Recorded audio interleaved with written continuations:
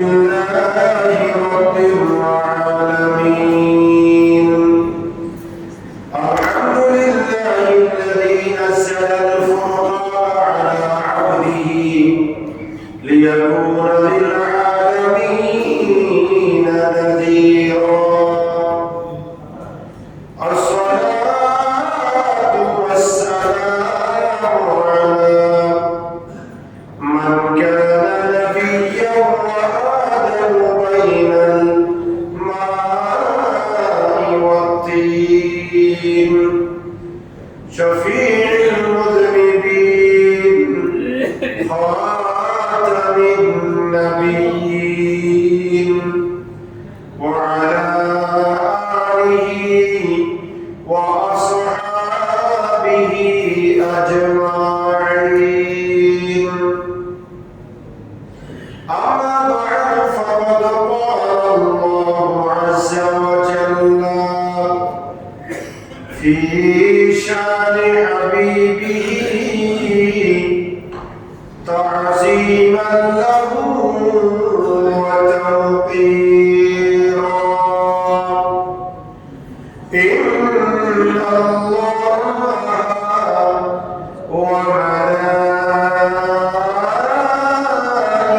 وملائكته يصلون على النبي يا أيها الذين آمنوا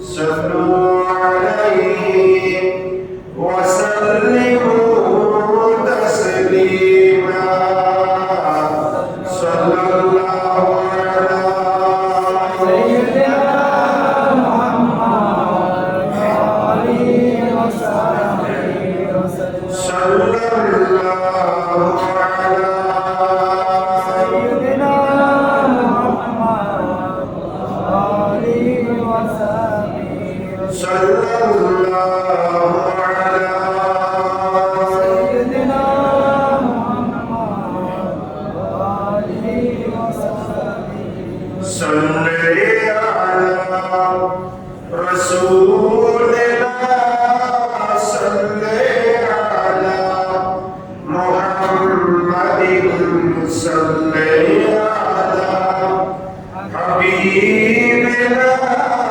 صل على محمد صل يا ربي على رأس فريق الناس منه للخلق أمان بذمان الباس صل يا ربي على من هو في خبر غد كل من يسمع يسقيه رهيب كالكاسي صل على رسولنا صل على محمد صل على حبيبنا صل على محمد صل يا ربي على مونس كل البشر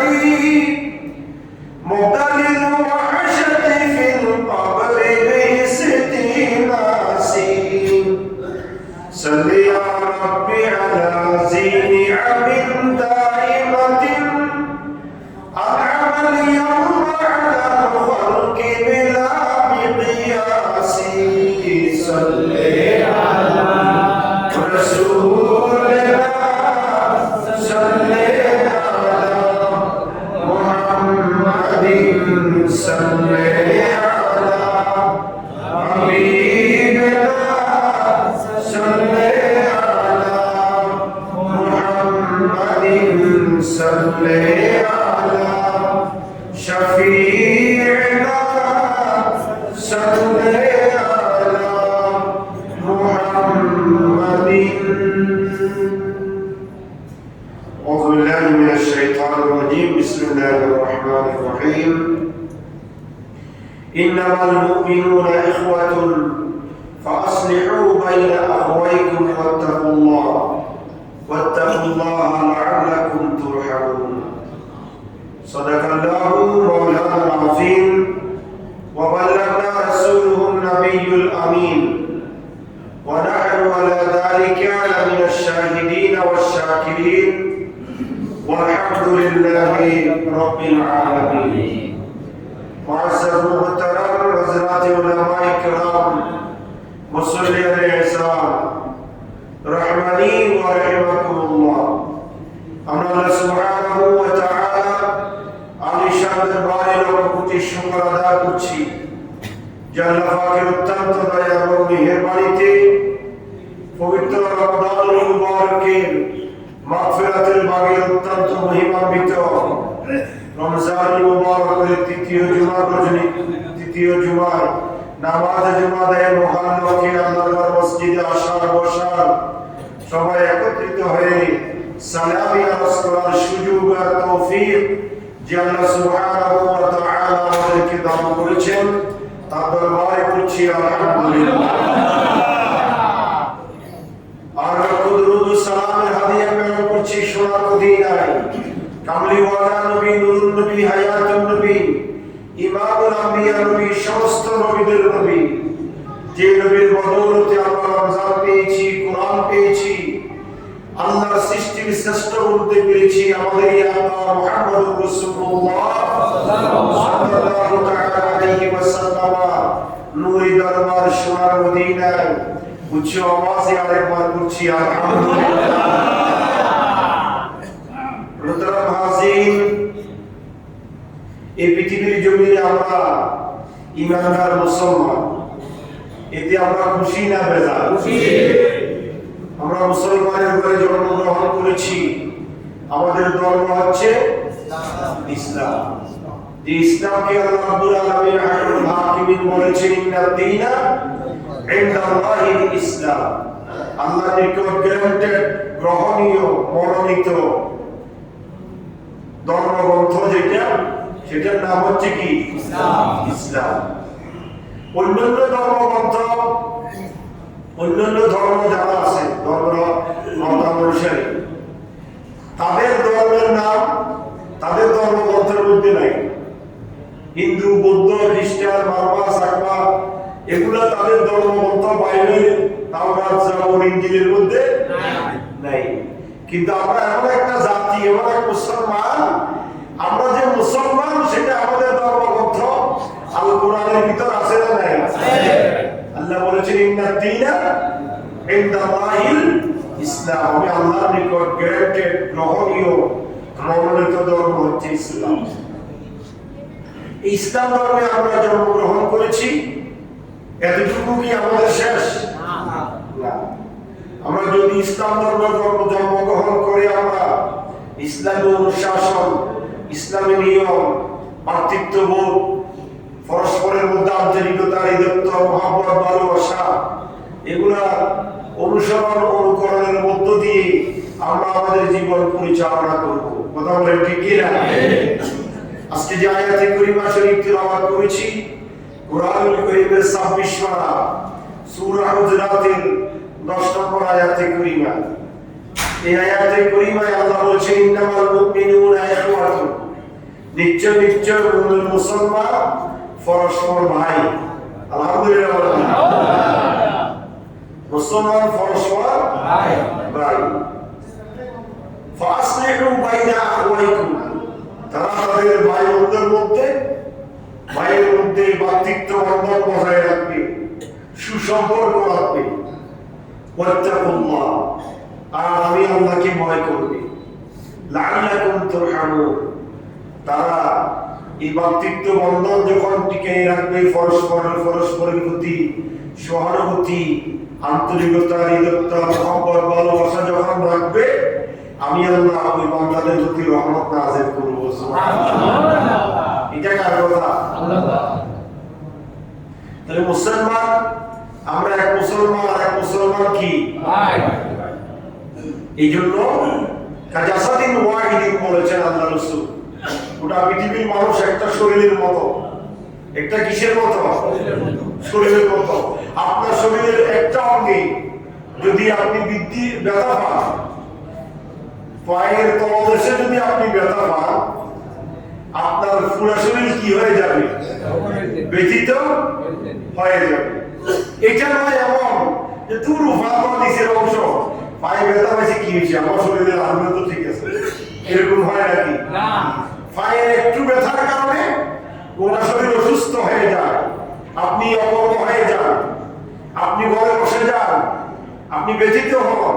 আল্লাহ রাসূল বলেছেন গোটা মুসলমান জাতি হোক বাংলাদেশে, হোক মিশরে, হোক ইন্দোনেশিয়ায়, হোক আফগানিস্তান, গোটা মুসলমান জাতি একটা শরীরের মতো। একটা দেশের মুসলমানের প্রতি যদি কোনো কাফের মুশরিকেরা আঘাত হানে, আরেকটা দেশের মুসলমান গর্জিয়ে উঠতে হবে। এটাই হবে মুসলমানের ভ্রাতৃত্বের পরিচয়। এজন্য আল্লাহ বলেছেন ইন্নামাল মুমিনুনা ইখওয়াতুন। হাদিসে পাকের মধ্যে আল্লাহ রাসূল বলেছেন আল মুসলিমু আখুল মুসলিম, এক মুসলমান আর মুসলমানের ভাই। আর আল্লাহ কোরআনে হাকিমের মধ্যে বলেছেন ইন্নামাল মুমিনুনা ইখওয়াতুন, মুমিন মুসলমান পরস্পর ভাই। তারা একজন আরেকজনের দুঃখে দুঃখিত হবে, আরেকজনের সুখে সুখী হবে, একজনের সমস্যায় ঝাঁপিয়ে পড়বে, সমাধান করবে। এটাই হচ্ছে মুসলমানের কাজ, করণীয়।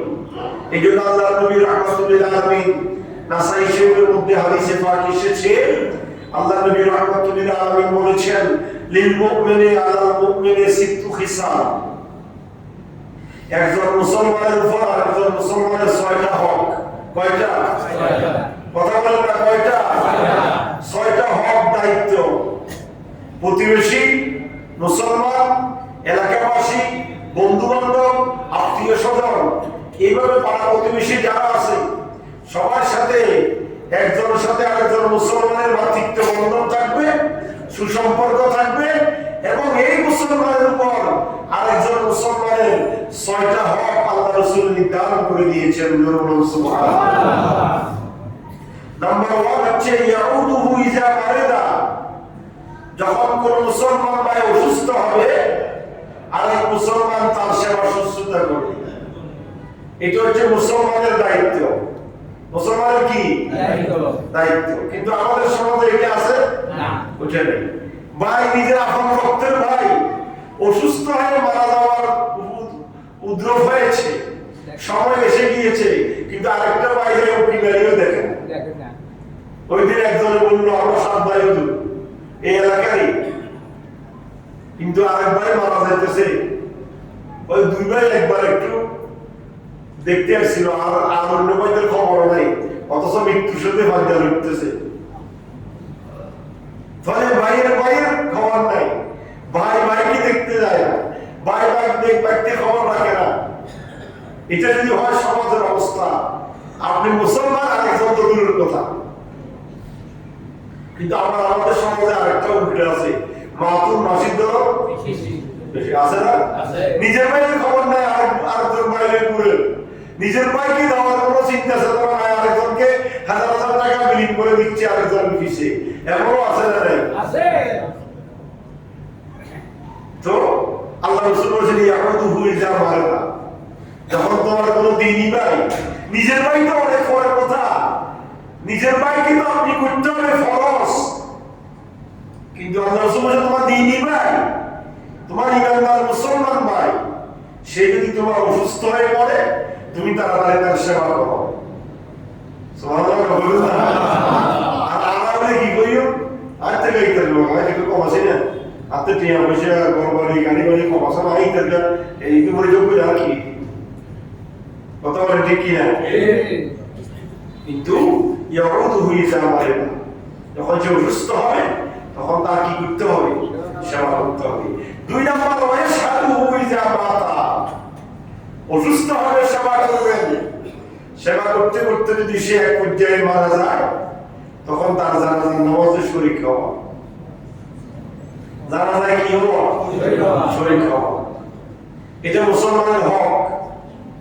আপনি আরেকজন মুসলমানের জানাজায় শরীক হলেন, আর মুসলমান এসে আপনি মুসলমান গিয়ে আরেকজন মুসলমান ভাইয়ের জন্য জানাজার নামাজে দোয়া করলেন, আল্লাহ রাব্বুল আলামিন আপনার জানাজায় আরেকজন মুসলমানকে পাঠিয়ে দিবে। ওই ব্যক্তি দোয়া করবে, ওই মুসলমানের দোয়ার উসিলায় আল্লাহ আপনাকে নাজাত দিবে। সুবহানাল্লাহ।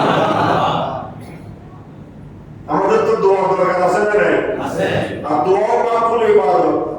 দোয়া হচ্ছে ইবাদতের বস, ইবাদতের মূল। কিন্তু আমাদের নৈতিক দায়িত্ব একজন মুসলমান আরেক মুসলমানের জন্য কি করা? দোয়া করা। আর একজন মুসলমানের আরেক মুসলমানের 2 নম্বর হক হচ্ছে যখন মুসলমান ভাই মারা যাবে তখন তার জানাজায় শরীক হওয়া। আচ্ছা, এবার দেখেন আরেকটি কথা, আমাদের দেশে দ্বন্দ্ব আছে জানাজার পরে মুনাজাত, জানাজার পরে কি এক ফাঁকিয়ে কয়েছে মুনাজাত না দরকার, জানাজাতে দোয়া, আমার কিলে দোয়া দরকার, বেতন না যায় আছে, এটা বলে কি করে না দোয়া। এখন তাদেরকে জিজ্ঞাসা করবেন, তাদের অনুসারী যারা আছে সাধারণ যারা শিক্ষিত, আর আমাদের অনুসারী যারা আছে তারা কার কথা বলবো? চুমাইলে গায়ে পড়ে কার কথা বলবো? আমাদের যারা মুনাজাতের পক্ষে আছি আমরা যেই গতি, যারা মুনাজাতের বিপক্ষে আছে তারাও সেই গতি। আপনি মৃত ব্যক্তির জন্য দোয়া করতে এসেছেন, ঠিক না? জানাজা মানে কি? কথা বলেন না, জানাজা মানে কি? এখন আপনি জানাজা আসলেন, যে দোয়া পড়ে মৃত ব্যক্তির জন্য দোয়া করতে হয় সেটাও আপনি পারেন না, তাহলে আপনি দোয়া কেমনে বললেন? কথা বলেন না। যে মূল দোয়া কোনটা? মূল দোয়া হচ্ছে আল্লাহুম্মা গফির লিহাইয়িনা ওয়া মাইয়িতিনা ওয়া শাহিদিনা ওয়া গায়িবিনা ওয়া সগীরিনা ওয়া কাবীরিনা ওয়া যাকারিনা ওয়া উনসানা আল্লাহুম্মা মান আহইয়াইতাহু মিন্না ফাআহইহি আলাল ইসলাম ওয়া মান তাওয়াফাইতাহু মিন্না ফাতাওয়াফাহু আলাল ঈমান। এটাতে দোয়া করলেন কি, আল্লাহ আমার এই মুসলমান ভাই পুরুষ নারী ছোট বড় এই মুসলমান ভাইয়ের যতগুলো গুনাহ করেছে তুমি গুনাহ সবগুলো কি করে দাও, মাফ করে দাও। আমরা যারা জীবিত আছি আমাদেরকে ঈমানের উপর অটল রাখো, এই দোয়াটা করতে হয়। কথা বলেন ঠিক কি না? যারা আপনি তো দোয়াটা পারেন না, তা আপনি এই দোয়া পারেন না, পরে আমি যখন আল্লাহুম্মা বলি বাংলায় দোয়া করি হয়তো এটা বেদা বলে কি বলে না, আপনি তো ওটা পারলেন না, মূল দোয়াটা আপনি করতে পারলেন না। তখন আমরা বলি কি, আমরা একটা সূরত বাইরে করি আলেম ওলামা বলে যে চতুর্থ তাকবীরে যে দোয়াটা করতে হবে আল্লাহুম্মা গফির লিহাইয়িনা ওয়া মাইয়িতিনা, আল্লাহ এই দোয়াটার পরিবর্তে যারা দোয়া পারবে না তারা সূরা ফাতিহা পড়েন। বলি কি বলি না? এটা সূরা ফাতিহা পড়তে বলি। সূরা ফাতিহা একটা দোয়া, কিন্তু মৃত ব্যক্তির জন্য যে দোয়া আল্লাহ রাসূল শিখিয়ে দিয়েছেন এই দোয়া হচ্ছে আরেকটা দোয়া। কথা বলে ঠিক কি না? আপনি মূল দোয়া পারেন না বিদায় আপনাকে কোরআন কারীমের সূরা ফাতিহা সূরাতুদ দোয়া পড়তে বলা হয়, কিন্তু মূলত দোয়া হচ্ছে আল্লাহুম্মা গফির লিহাইয়িনা, আল্লাহ আমরা যারা জীবিত আছি আমাদের সবাইকে মাফ করে দাও, ওয়া মাইয়িতিনা আমাদের মধ্যে যে মারা গেছে তার গুনাহ মাফ করে দাও, ওয়া শাহিদিনা আমাদের প্রকাশ্য গুনাহ মাফ করে দাও, ওয়া গায়িবিনা আমাদের অপ্রকাশ্য গুনাহ মাফ করে দাও, ওয়া সগীরিনা ছোট গুনাহ মাফ করে দাও, ওয়া কাবীরিনা বড় গুনাহ মাফ করে দাও, ওয়া যাকারিনা পুরুষদের গুনাহ মাফ করে দাও, ওয়া উনসানা নারীদের গুনাহ মাফ করে দাও। আল্লাহুম্মা মান আহইয়াইতাহু মিন্না ফাআহইহি আলাল ইসলাম, আর আমরা যারা জীবিত আছি আমাদেরকে ইসলামের উপর রাখিও, ঈমানের উপর রাখিও। ওয়া মান তাওয়াফাইতাহু মিন্না ফাতাওয়াফাহু আলাল ঈমান, আর যখন মৃত্যুর জন্য আমাদেরকেও ডাক দিবা তখন আমাদেরকে ঈমানের সহিত মৃত্যুবরণ করার তৌফিক দিও। সুবহানাল্লাহ। এটা হচ্ছে মূল দোয়া। এটা হচ্ছে কি দোয়া বলেন না? কিন্তু আমরা এটা পারি না, আমরা মুসলমান আমরা এটা পারি না। আমার নিজের জানাজার পরে মুনাজাত বেদা আছে না? আছে। তো এই ধরনের মুসলমান হচ্ছি আমরা। যাই হোক, আল্লাহ আমাদেরকে সঠিক বুঝ দান করো। আমরা জানাজার পরে দোয়া করবো, জানাজার পরে দোয়া করা আল্লাহ রাসূলের সুন্নাত, জানাজার পরে দোয়া করা কার সুন্নাত? কিন্তু আপনি গ্রামগঞ্জে যান, বিভিন্ন এলাকাতে যান, আশেপাশে বিভিন্ন জায়গা যান, সালাম ফিরিয়ে দোয়া দিয়ে যাবে গুড়গুড় করি, কিন্তু দোয়াটাও হইল না, আবার সবাই সম্মানিত ভাবে দোয়াটাও হইল না। তো মৃত ব্যক্তি ভাইও কি? আমরা যারা আহলে সুন্নাত ওয়াল জামাতের আকীদায় আছি আমরা সঠিকই আছি। কথা বলেন ঠিক কি না? আল্লাহ আমাদের সবাইকে সঠিক রাস্তা দেখার তৌফিক দান করুন। আমিন। তবে মুসলমানের একজন মুমিনের উপর আরেক মুমিনের 6টা হকের মধ্যে নাম্বার 2 হচ্ছে যখন মৃত্যুবরণ করবে তার জানাজায় শরীক হওয়া। তৃতীয় নাম্বার হচ্ছে ওয়ায়ুজিবুহু ইযা দাআ, আমরা মৃত্যুর পরে 3 দিন না 4 দিন না খানা করি কি করি না? এটাও মানে এক ধরনের মুসলমান বেদাত, বলে না? কিন্তু বেদাত বলেনি খাইতে কিন্তু সবার আগে যায় খানা উদ্বোধন করে চাই হয় হুজুর কিনে লই যাই বলে না? আমরা মাদ্রাসা কিনে যাই তো তাদের মাদ্রাসায় গুলো তাদের হুজুররা বলে যে এটা বেদাত, 4 দিন না করা বেদাত, 7 দিন না করা বেদাত, 24 করা বেদাত, 60 করা বেদাত। আবার তারা তাদের ছাত্রগুলো আগে খাওয়াতে বসে দিই আছে না নাই? তো যখন নিজের লাভ হয় তখন দাঁত হয়, আর যখন নিজের উপর একটু কষ্ট হয় তখন বেদাত হয়ে যায়। আর আমরা যখন সঠিক কথাটা বলি তখন কাজে ফেতনা করে, তখন কি করে? ফেতনা করে। যাই হোক, আল্লাহ আমাদেরকে সঠিকটা বুঝান তৌফিক দান করো। 3 নম্বর অধিকার হক হচ্ছে যখন ওই ব্যক্তি মারা যাবে তখন তার বোঝের দাওয়াত দিলে দাওয়াত কবুল করা। সুবহানাল্লাহ। খারাপ দাওয়াত দিলে দাওয়াত কি করা? কবুল করা। দেখছেন না, অসুস্থ তারপরে মৃত্যু তারপরে খানা, তাহলে বুঝা যাচ্ছে মৃত্যুর পরে 3 দিন না 4 দিন না এগুলো করা কি আছে? জায়েজ আছে। আল্লাহ রাসূল বলছে অসুস্থ হলে সেবা করবে, মারা গেলে জানাজা যাবে, 4 দিন না 3 দিন না ফাতিহা করলে দাওয়াত দিলে দাওয়াত খাইবে। সুবহানাল্লাহ। 3 নম্বর এটা মেশকাত শরীফে আছে হাদিস শরীফটা, বুখারী শরীফের মধ্যে আছে এই হাদিস শরীফটা, আবার নাসাই শরীফের মধ্যে আছে এই হাদিস শরীফটা। এই মাদ্রাসায় 8-9 এই হাদিস শরীফটা পড়ানো হয়। একজন মুমিনের উপর আরেক মুমিনের 6টা অধিকার। এটা 9 এর প্রথম হাদিস, 9 এর মেশকাত শরীফের প্রথম হাদিস, ক্লাস 9 এর মাদ্রাসা। তাহলে এই একবারে সহজ হিসাব। 1 নম্বর অসুস্থ হলে কি করব? সেবা করব। 2 নম্বর মারা গেলে জানাজা পড়ব। 3 নম্বর খানা দাওয়াত দিলে দাওয়াত কবুল করব।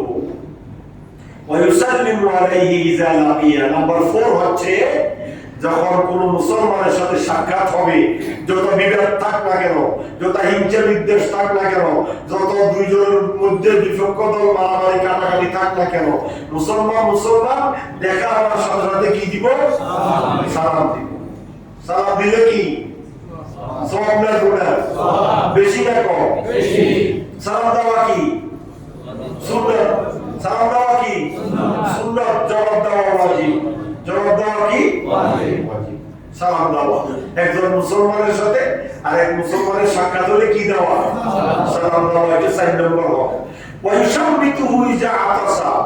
যখন কোন মুসলমান ভাই হাসি দিবে, হাসি দেওয়ার সাথে সাথে জবাব দেওয়া। হাসির কি দেওয়া? জবাব দেওয়া। হাসিতে তা বলতে হবে আলহামদুলিল্লাহ।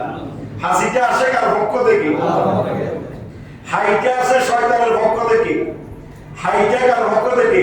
হ্যাঁ করে এভাবে হাইটা আসে তখন হ্যাঁ করে ছাড়ে দেওয়া যাবে না, তখন বাম হাতের তালু অপর ফিট দিয়ে এভাবে ধাক্কা দিতে হবে, শয়তান যেন আপনার ভিতরে প্রবেশ করতে না পারে।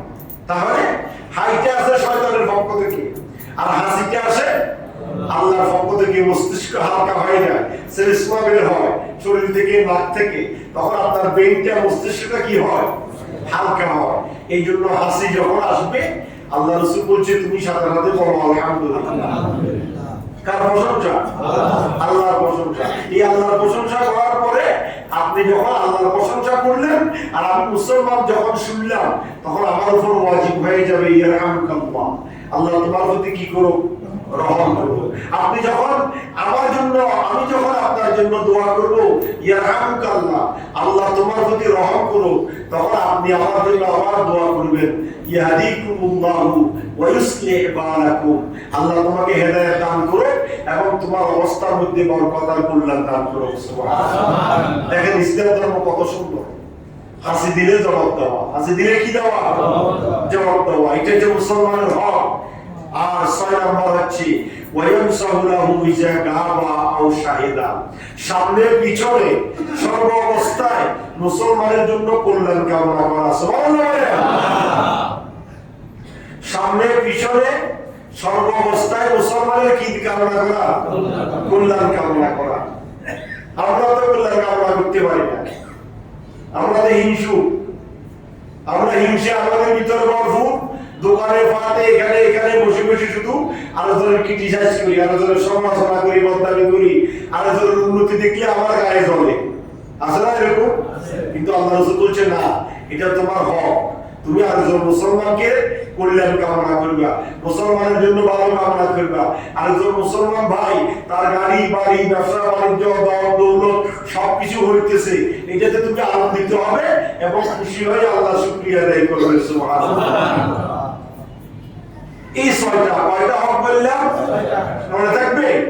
এক নাম্বার হচ্ছে অসুস্থ হলে সেবা করা, দুই নম্বর হচ্ছে মারা গেলে জানাজা পড়া, তিন নম্বর হচ্ছে খাবার দাওয়াত দিলে কবুল করা, চার নম্বর হচ্ছে সালাম দিলে জবাব দেওয়া, পাঁচ নম্বর হচ্ছে হাসি দিলে হাসির উত্তর দেওয়া, আর ছয় নম্বর হচ্ছে সামনে পিছনে উভয় অবস্থায় তার কল্যাণ কামনা করা। সুবহানাল্লাহ। এই ছয়টা হক আল্লাহ আমাদেরকে আদায় করার তৌফিক দান করুন। আমিন। তারপরে বুখারী শরীফের মধ্যে একটা হাদিস শরীফ এসেছে, বুখারী শরীফ 26 পারায় কিতাবুর রিকাক, কিতাবুর রিকাকের নম্বর 1 প্রথম নম্বর হাদিস আল্লাহর নবী ইরশাদ করেছেন, আন ইবনে আব্বাস রাদিয়াল্লাহু তাআলা আনহুমা قال قال رسول الله صلى الله عليه وسلم نعمتان مغبون فيهما كثير من الناس الصحة والفرج كما قال عليه الصلاة والسلام। আল্লাহ নবী রাহমাতুল্লাহি আলাইহি ইরশাদ করেছেন, আব্দুল্লাহ ইবনে আব্বাস রাসূলুল মুফাসসিরিন হাদিস বর্ণনা করেছেন যে আল্লাহ রাসূল বলেছেন দুইটা নিয়ামত। কথা খেয়াল করবেন, কয়টা নিয়ামত? দুইটা। সবাই বলেন কয়টা? দুইটা। দুইটা নিয়ামত ভোগ করতে গিয়ে বান্দা শয়তানের কুমন্ত্রণায় পড়ে যায়। নাউজুবিল্লাহ। অর্থাৎ দুইটা নিয়ামত একেবারে সহজ, আমাদের হাতের নাগালে, কিন্তু আমরা ওগুলো ভোগ করতে গিয়ে শয়তান আমাদেরকে কি দেয়? কুমন্ত্রণা দেয়, শয়তান আমাদেরকে ওয়াসওয়াসা দেয়, শয়তান আমাদেরকে ভুলিয়ে ফেলে, শয়তান আমাদেরকে তার মুরিদ বানিয়ে ফেলে, যার দরুন আমরা শয়তানের মোহে পড়ে যাই, নিয়ামতগুলো ভোগ করতে আমরা নিয়ামত থেকে বঞ্চিত হয়ে যাই। জোরে বলুন নাউজুবিল্লাহ। সেই দুইটা নিয়ামত কি? আসিহাতু ওয়াল ফারাগ। আল্লাহ রাসূল বলেছেন একটা হচ্ছে সুস্থতা, একটা হচ্ছে কি? সুস্থতা, আর একটা হচ্ছে ওয়াল ফারাগ, অবসর থাকা। সুস্থতা আল্লাহর পক্ষ থেকে বান্দার প্রতি বড় নিয়ামত, আর অবসর থাকা এটাও আল্লাহর পক্ষ থেকে বান্দার প্রতি কি? নিয়ামত। সুস্থ থাকা, আপনি সুস্থ আছেন বিধায় আজকে সব কাজ ছেড়ে মসজিদে এসে ওয়াজ শুনতেছেন, তাড়াতাড়ি জুমাতে চলে এসেছেন, সওয়াবের মালিক হলেন। আপনি যদি অসুস্থ থাকতেন তাহলে কি আসতে পারতেন? না। কিন্তু আমার অনেক মুসলমান ভাই সুস্থ, রাত্রে সেহরি খেয়ে ঘুমাইছে, সুস্থ আছে, কিন্তু এখনো মসজিদে আসার জন্য প্রস্তুতি নিতে পারেনি। যখন মাইকের আওয়াজ বন্ধ হবে তাড়াতাড়ি নড়াচড়া করে ফাজিলের দিবে, গান দিবে, এখানে আসে যখন খতবা চলবে তখন সে মসজিদে ঢুকবে, 2 রাকাত শেষ তাড়াতাড়ি বাইরে বাসায় চলে যাবে। এরকম মুসলমান আছে না? তো তাকে শয়তানে কুমন্ত্রণা দিছে। কে কুমন্ত্রণা দিছে? সে সুস্থ, কিন্তু শয়তানের মুরিদ হয়ে সে বাসায় বসে শয়তানি করতেছে, হয় পড়ে ঘুমাচ্ছে, না হয় টিভি দেখতেছে, না হয় বাচ্চার সাথে কথা বলতেছে, বলে যে যাবো আর কি।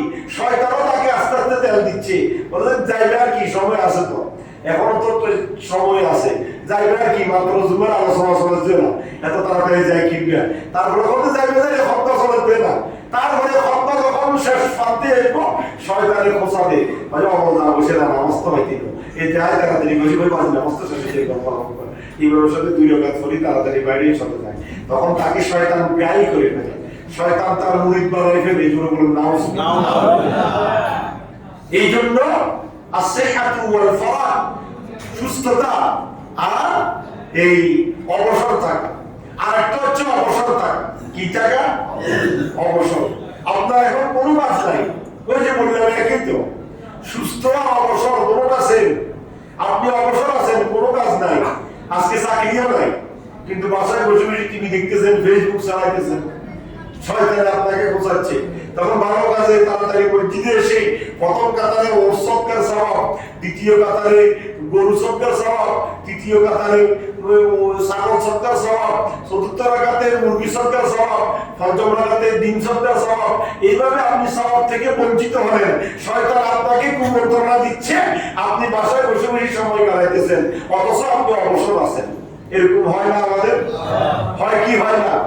আল্লাহ রাসূল বলেছেন দুইটা নিয়ামত ভোগ করতে গিয়ে আমার উম্মত শয়তানের কুমন্ত্রণায় পড়ে যায়।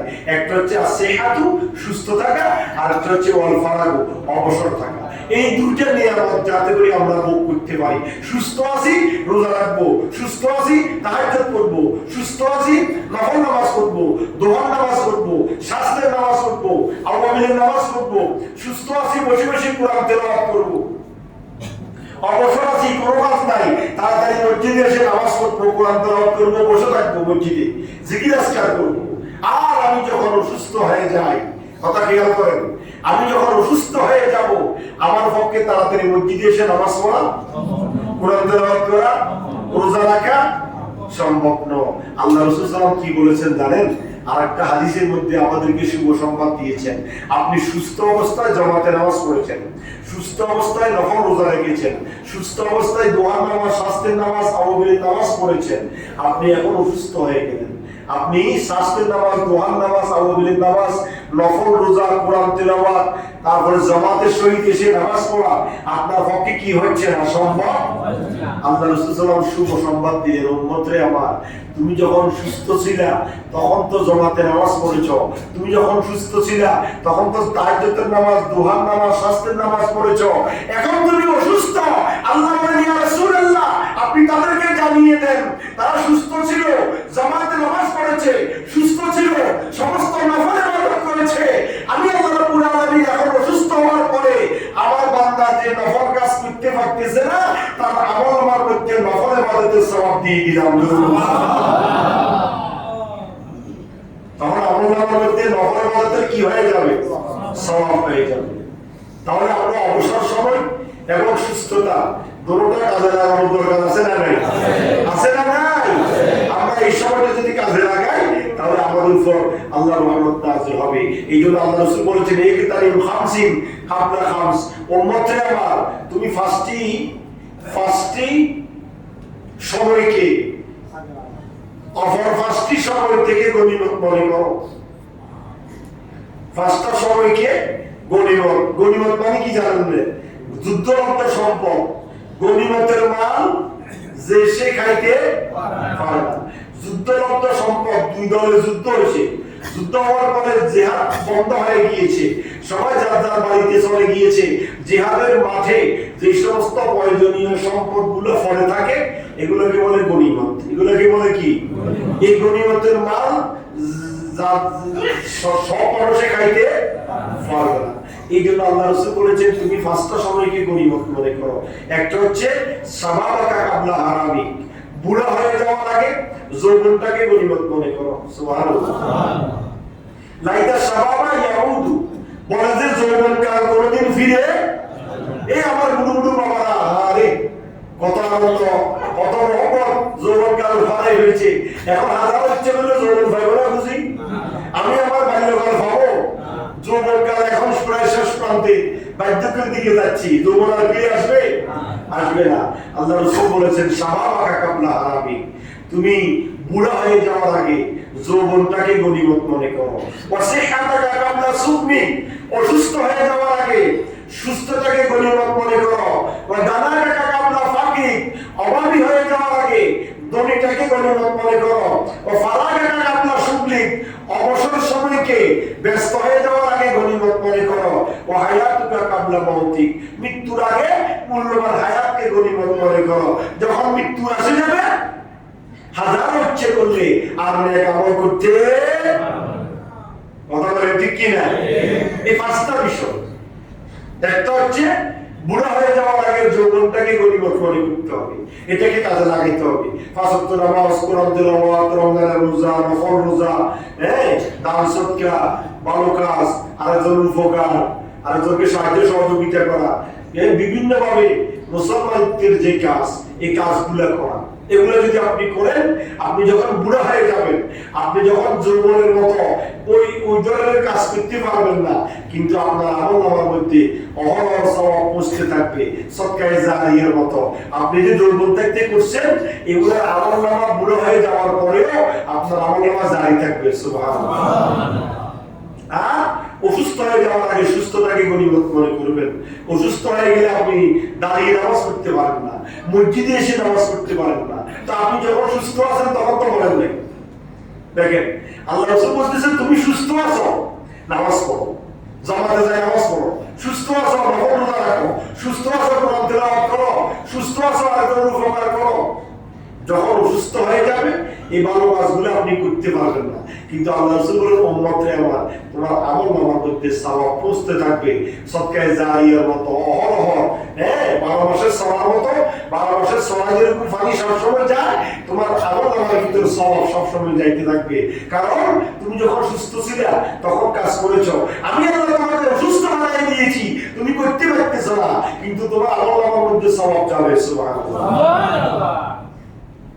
আর ধন সম্পদ আছে, এই ধন সম্পদ থাকতে ব্যয় করেন, দান করেন, সদকা করেন, সদকায়ে জারিয়া করেন, কোন মেয়ের বিবাহে সহযোগিতা করেন, এতিম মিসকিনকে সহযোগিতা করেন, মাদ্রাসা মসজিদে সহযোগিতা করেন, ভালো রাস্তায় দান করেন। এখন হঠাৎ করে আপনি অভাবী হয়ে গেলেন, নদীর এই পার ভাঙে ওই পার ঘরে, এই তো নদীর খেলা, সকালবেলা দড়িয়ে তুই ফকির সন্ধ্যাবেলা। তো আপনি আজকে ধনী আছেন, 2 দিন পরে আপনি অভাবী হয়ে গেলেন, তখন তো ইচ্ছে করলেও দান করতে পারবেন না। কিন্তু আল্লাহ রাসূল বলেছেন, উম্মতে আমার, তোমার কাছে যখন অর্থ ছিল তখন তো তুমি দান করেছো, তোমার এই আমলনামার মধ্যে সওয়াব পৌঁছতে থাকবে। এখন তুমি অভাবী হয়েছো, আগে টাকা থাকা অবস্থায় যদি 100 টাকা দান করতে দৈনিক, তোমার আমলনামার মধ্যে টাকা নাই, অভাবী হয়েছো, তুমি দান করতেছো না, কিন্তু তোমার আমলনামার মধ্যে দৈনিক 100 টাকা দানের সওয়াব লেখা হয়ে যাবে। সুবহানাল্লাহ। দরকার আছে না? সুতরাং আমাদেরকে এই সমস্ত ভালো কাজগুলা করতে হবে। তারপরে আল্লাহ রাসূল বলেছেন, আসল মুসলমানকে, আমরা তো সবাই মুসলমান, সবাই কি সবাই মুসলমান, গোশত সবাই খাই, গরু গোশত আমরা সবাই খাই, আমরা তো মুসলমান, কথা বলেন ঠিক কি না? কিন্তু আল্লাহ রাসূল সাল্লাল্লাহু আলাইহি ওয়াসাল্লাম বলেছেন, কে মুসলমান? ওয়াল্লাযী নাফসু বিয়াদি, ওই সত্তার কসম যার হাতে আমি নবীর জীবন। আল্লাহু আকবার। আল্লাহ রাসূল কি বলেছেন? ওই আল্লাহর কসম করে বলছি, যার হাতে আমি নবীর জীবন, লা ইউমিনু আব্দুল, ওই ব্যক্তি, ওই আল্লাহর বান্দা ঈমানদার নয়, হাত্তা ইউহিব্বু লিআখিহি মা ইউহিব্বু লিনাফসি, নিজের জন্য যেটা পছন্দ করবে আরেক ভাইয়ের জন্য সেটা যদি সে পছন্দ না করে তাহলে সে মুসলমান নয়। নাউজুবিল্লাহ। কার কথা? আল্লাহ রাসূলের কথা। সে তখন মুসলমান হবে যখন নিজের জন্য যেটা পছন্দ করবে আরেক ভাইয়ের জন্য সেটা পছন্দ করবে। এবার আপনি নিজে চিন্তা করেন, আপনি কতটুকু করতেছেন, আপনি কি করতেছেন? আপনি মুসলমান হিসেবে আরেক মুসলমানের প্রতি কি সহানুভূতি দেখালেন, কি দয়া দেখালেন? আপনি তো মাথা গরম বহুত কিছু, কিন্তু আপনি আরেকজনের প্রতি ইহানত করলেন, আরেকজনের মনে কষ্ট দিলেন। এই কষ্ট দেওয়ার কারণে আপনার কি ভালো হবে? আল্লাহ রাব্বুল আলামিন বলেছেন, মাকারু ওয়া মাকারুল্লাহ ওয়াল্লাহু খায়রুল মাকিরিন। বান্দা, তুমি যত মকরবাজি করো তোমার উদ্দিয়ায় বড় মকরবাজ। নাউজুবিল্লাহ বলেন না? আল্লাহকে মকরবাজ বলা যাবে না, কিন্তু আল্লাহ আমাদেরকে বুঝানোর জন্য বলতেছেন, বান্দা তুমি যত কাল্টিভেটিং করো না কেন, যত ছলে বলে কলে কৌশলে তুমি যত পন্থা অবলম্বন করো না কেন, খবরদার তুমি কোনো মুসলমানের মনে কষ্ট দিবে না। ছলে বলে যদি কোনো মুসলমানের মনে কষ্ট দিয়ে থাকো, আমি আল্লাহ রাব্বুল আলামিন ওটার উপরে তোমার জন্য বড় শাস্তি মজবুত করে রেখেছি। জোর বলুন সুবহানাল্লাহ। আল্লাহ রাসূল বলেছেন, মান সালিমাল মুসলিমুনা মিন লিসানি ওয়া ইয়াদি, ওই মুসলমান সত্যিকার মুসলমান যার জবান আর হাত থেকে আরেকজন মুসলমান নিরাপদ থাকে।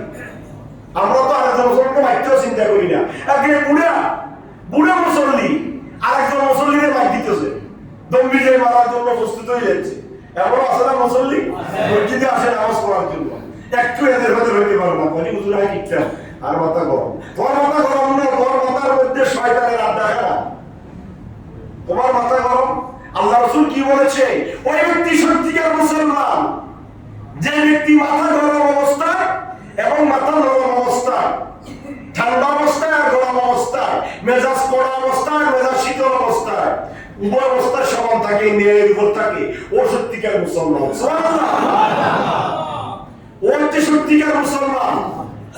আমরা তো মেজাজ গরম করি আরেকজনে মারতে চিন্তা করি না, মেজাজ গরম করি আরেকজনকে গালি দিতে চিন্তা করি না।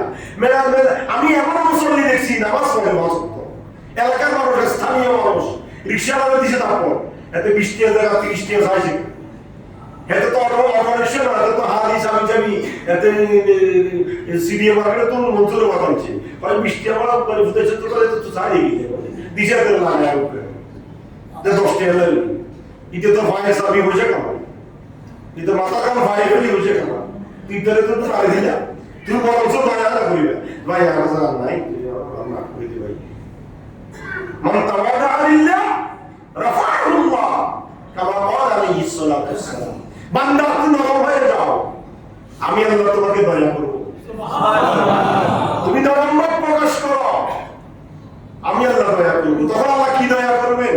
আল্লাহ ওই বান্দার অন্তর থেকেও আপনার প্রতি 10 টাকা মায়া উঠিয়ে দিবেন, আর আপনার প্রতিও আল্লাহ দয়া করবে। আপনার ভাষা সুন্দর, মুখের জবান সুন্দর, এই কারণে আল্লাহ রাসূল বলেছেন ফাকালিমাতুত তাইয়্যিবাতুস সাদকা। তুমি একজন ফকির, একজন অভাবী, একজন ব্যক্তিকে টাকা দিতে পারো না। আমি তো দেখলে আমরা তো সবসময় গাড়িতে যাতায়াত করি, গাড়িতে দেখি অসংখ্য যত কট্টর হেল্পার সুপারভাইজার হোক না কেন, ট্রেন নাই করলে গেলে জিগি 100 টাকা বলা এত 50 টাকা দিছে, কই মাত্রা আত্মায় নাই, কই নাই বলে আর কোনো কথা নাই, নলে বলা 100 টাকা তো দন করিব নাই, যখন কইছস ঠিক আছে বাবা, তখন সে তো জোর করে না। কিন্তু আপনি ওটা বলতেন, আপনি ওটা না বলে মাইনা দিলেন, তাহলে আপনি কতটুকু ভালো করেছেন? আপনি মনে করেন আপনার টাকা হালাল? পৃথিবীর জমিনে সবচাইতে হালাল টাকা হচ্ছে রিকশাওয়ালার টাকা, কুলি মজুরের টাকা, বস্তার পর বস্তা, 2 মণি 2.5 মণি 3 মণি বস্তা কান্দলে হইতে গাড়ি তুলেন, আর আপনাদের 10 কেজি দিলে আপনি ওই গাড়ি ঠিকতেন না। কিন্তু হাতে তো ফেরত দেয় করেন, হাতে হাতি রিক্সা চালা, মাথার কাম ফাই ফেলে, লাঠি কার, গুন্ডা কার, ডাক্কা কার, বাক্কা কার, কিন্তু হিতারে আপনি মারেন, আর একজন হুশিয়ার হতে পারতেন না।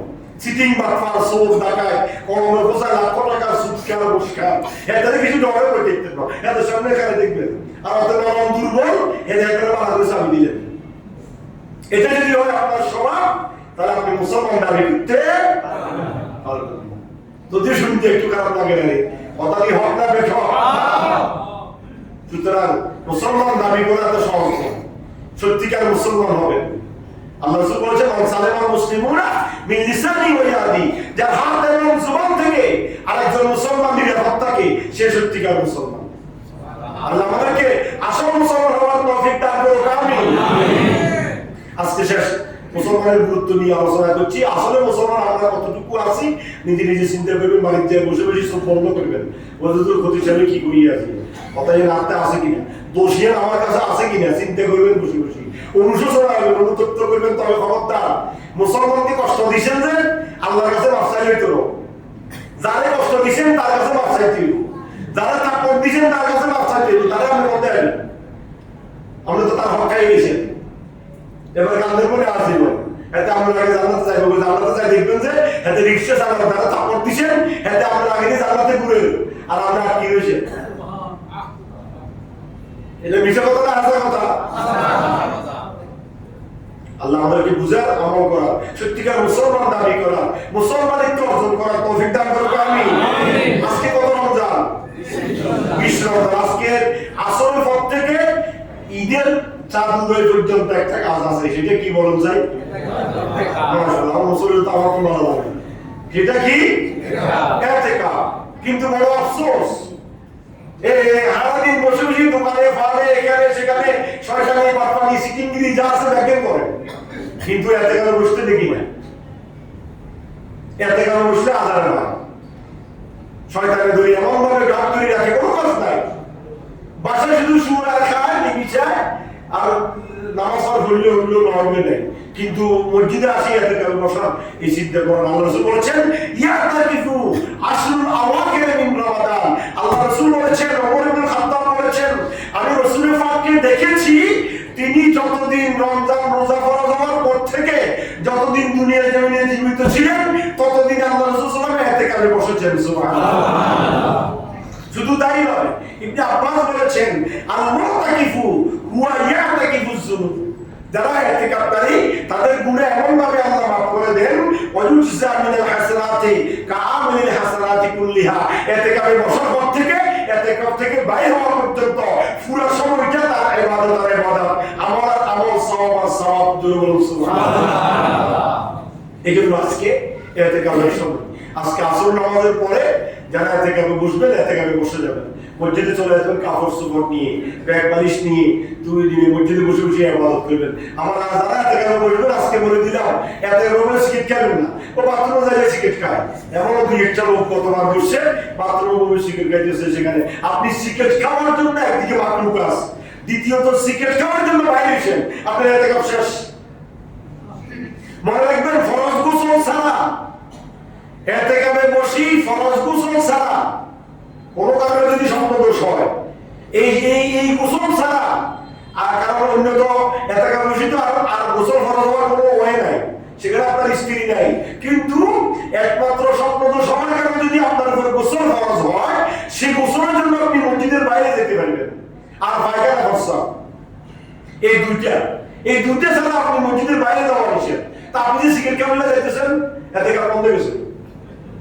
হ্যাঁ, বোমা টানবেন, তরিকতের কাজ করবেন, আপনি বাইরে যাইবেন, সেগুলো নিষেধ। সুতরাং ইতিকাফে বসবেন ইতিকাফের মতো, দুনিয়াবি কোনো চিন্তা চেতনা করা যাবে না। হ্যাঁ, একটা মাসালা এটাও আছে, ইতিকাফে বসে আপনি ব্যবসা করতে পারবেন। সেটা কোন ব্যবসা? আপনি হালাল ব্যবসা এখন আসেনি, এই দোয়া নিষেধা করতে হবে, তাহলে আপনি ইতিকাফে বসে নিষেধা কেন করবেন? আরো মসজিদের ভিতরে, এই জন্য এখন ব্যবসা নিষেধ। মসজিদে বসবেন নিরাপদ, শুধু তাসবিহ, তাহলিল, কুরআন তেলাওয়াত, জিকির, আজকার, তাহাজ্জুদ, শাস, দোহা, আওয়াবিল, যত নামাজ আছে, যত ইবাদত আছে, শুধু ইবাদত করতে দেখবেন। শুধু এটি ইবাদতের টাইম, ইবাদতের মৌসুম। আর এই ইবাদতে যদি আপনি বসে যান, আজকে 21 রাত্রি না, সামনে রাত্রি 21, 23, 25, 27, 29, যে কোনো এক রাত্রিতে লাইলাতুল কদর হয়ে যাবে। তাহলে আপনি ইতিকাফে বসছেন, আপনার জীবনে লাইলাতুল কদর নসিব হয়ে গেল। সুবহানাল্লাহ।